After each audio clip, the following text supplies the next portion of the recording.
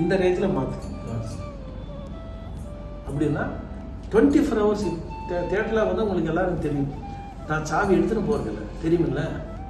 நீங்கள் ஏதாவது திருடி போன பற்றி எனக்கு கவலை கிடையாது. ஆனால் வந்து வேலை செய்ய நைட்டு போகிற இங்கே இருக்கிறான்னா அவனுக்காக நான் காலையில் வந்து பாத பூஜை பண்ணிடுவேன். பிகாஸ் ஐ ஆம் ஓன்லி ஃபார் தேட். கலைக்காகவே நான், கலையாகவே நான், கலைஞனாக நான். உழைக்கிறவன் தான கடவுள்.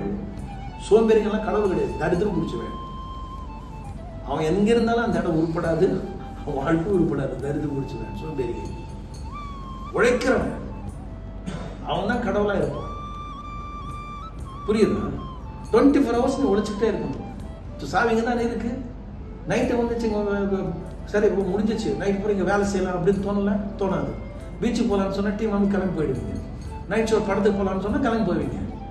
அப்படியே வந்து ஒரு வாக்கிங் மாதிரி போகலாம் மச்சவா, பைக்கில் ரைடிங்னு போவீங்க. என்ன இளவுக்கு அதெல்லாம் ஒரு பிரயோஜனம் இல்லை அந்த டெம்டேஷன்.